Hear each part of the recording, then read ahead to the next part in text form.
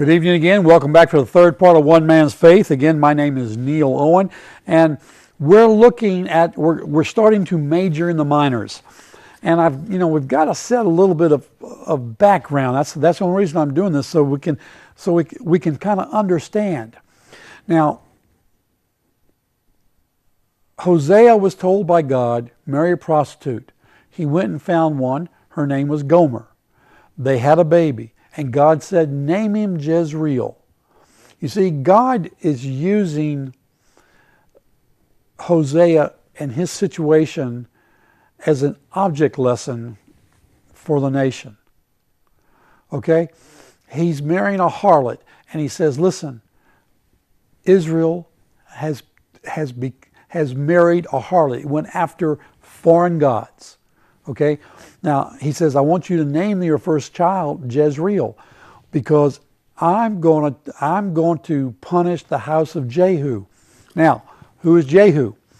Jehu was a king about 4 generations before Hosea wrote this. The king before Jehu was Ahab. Let me make sure I'm right on that. I believe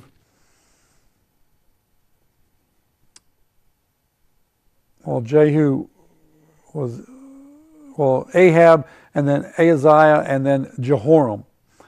And Ahab, if you remember correctly, liked a vineyard that was owned by Naboth. It happened to be in the valley of Jezreel. Naboth wouldn't sell it to him. Ahab becomes despondent and pouts and tells his wife that Naboth wouldn't sell it to him. Well, she said, that's all right, honey. I'll take care of it. And she goes and she does away with Naboth and takes the vineyard. Okay? Now, part of what is going on is that God is saying, listen, I'm going to punish the house of Ahab. Now, he had 2 sons that became kings, up to Joram. Now, after that, in 2 Kings,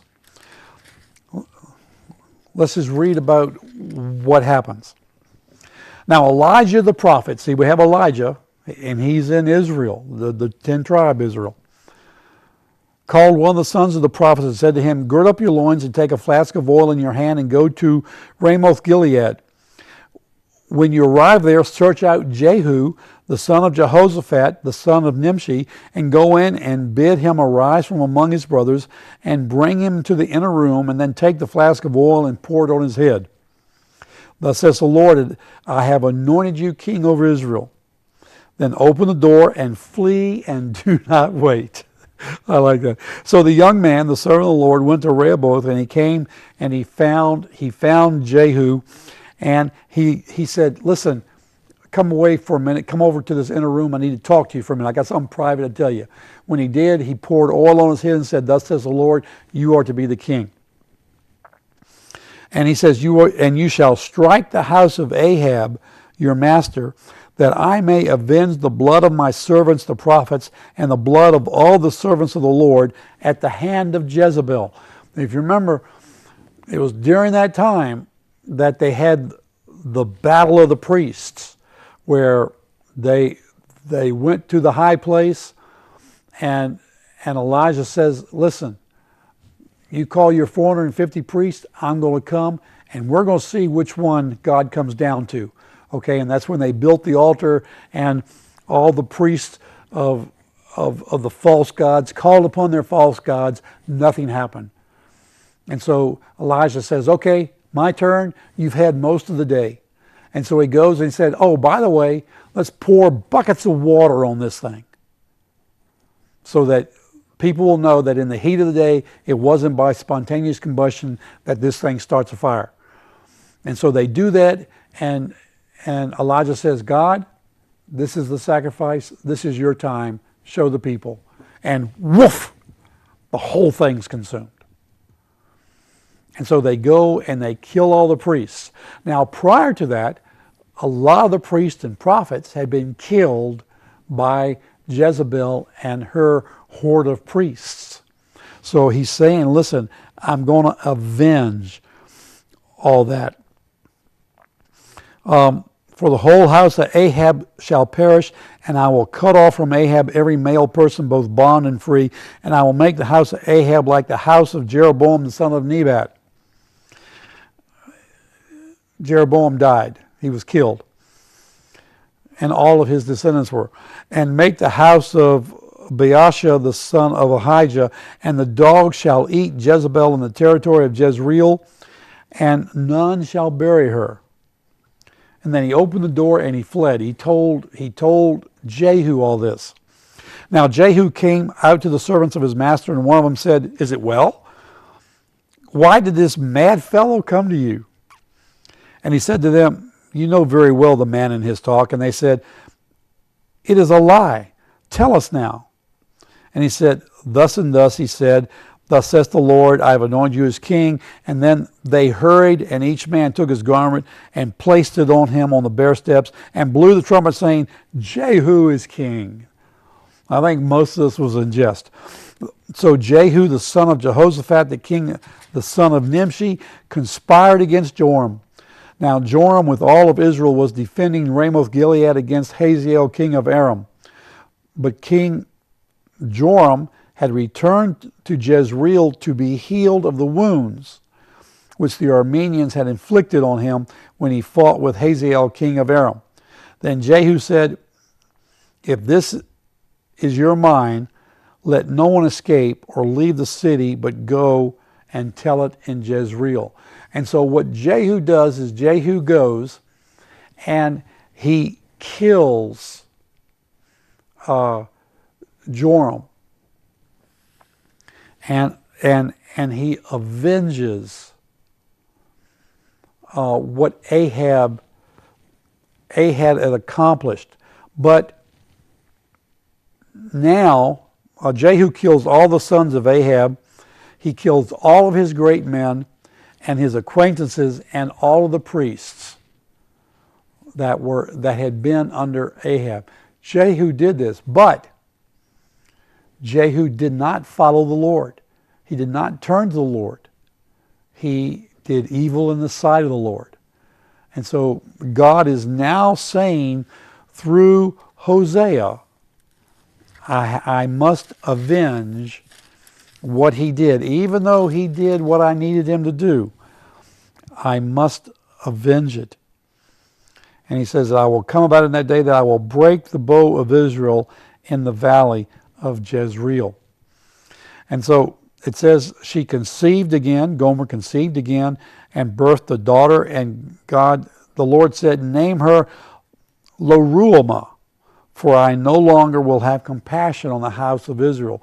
You see, he's still saying, okay, listen, Israel, the 10 tribes, has not followed me. Therefore, in a sense, I believe he says it here in Hosea, I'm going to divorce them. But he says Lo-ruhamah, which means I will not have compassion. I will no longer have compassion on Israel. And that's why they're going to eventually be dispersed. But God goes on and says, "But I will have compassion on the house of Judah." See, we haven't talked about Judah much, but Judah had 18 kings, and I think 8 of them did right in the sight of the Lord. And so the nation of Judah stayed the nation of Judah almost 200 years longer than Israel before they were exiled. They were kept together and taken to Babylon. Okay. He says, "I will have compassion on Judah and deliver them by the Lord their God, and will not deliver them by bow, sword, battle, horses, or horsemen." Then when she had weaned Lo-ruhamah, she conceived and had another boy, and God said, "Name him Lo-ammi, for you are not my people, and I am not your God." Oh, can you imagine that? Can you imagine being in that position of God saying, listen,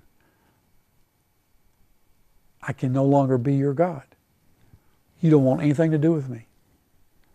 You won't even worship me as God. So I will no longer have compassion. All this time I've had compassion on you. I have given you favor. I have brought to you prosperity. And yet you still will not worship me.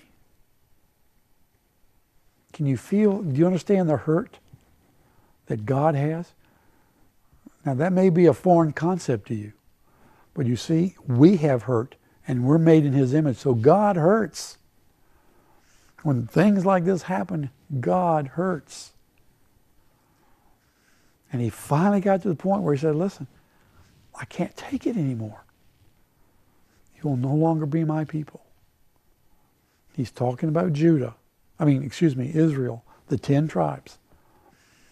And so He will lift His hand of protection off of them. And Assyria will come in and totally scatter them all over the known world. In a sense, doing away with their culture.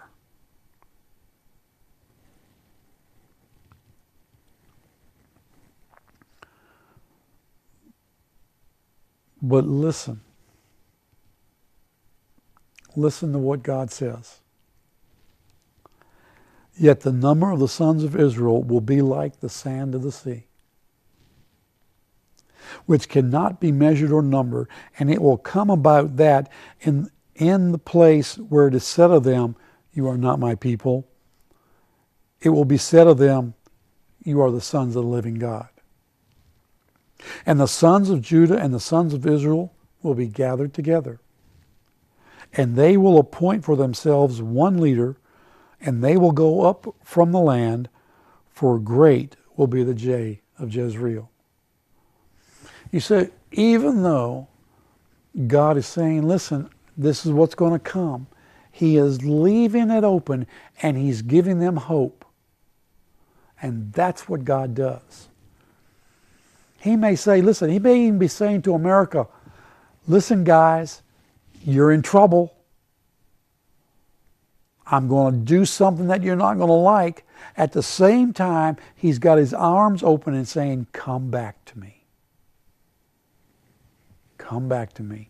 And He's saying that for you too. All right? We must take a break. I'll be right back.